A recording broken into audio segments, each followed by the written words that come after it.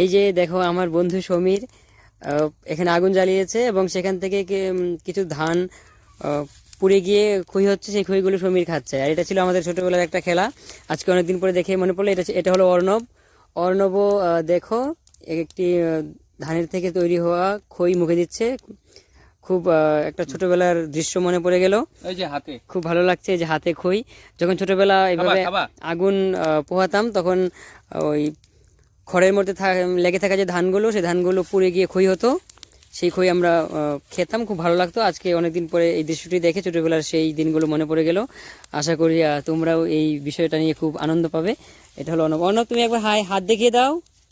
High. এই যে দেখো, এটা সমীর। সমীর বন্ধু, তুমি একবার হাতটা দেখিয়ে দাও।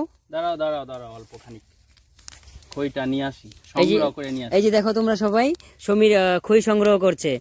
ধানের খই আগুনে পুড়ে গিয়ে যে ধানের খই হয় সেটা সমীর সংগ্রহ করছে। খুব মজার একটা ব্যাপার। কিন্তু যদিও সে খইটা হারিয়ে ফেলেছে হয়তো। না না, আছে, একটা আছে রে। এই যে পেয়েছে।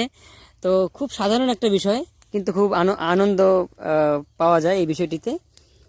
তো যাই হোক, সবাই বিষয়টা নিয়ে আনন্দ করো, ভালো থাকো। Thank you.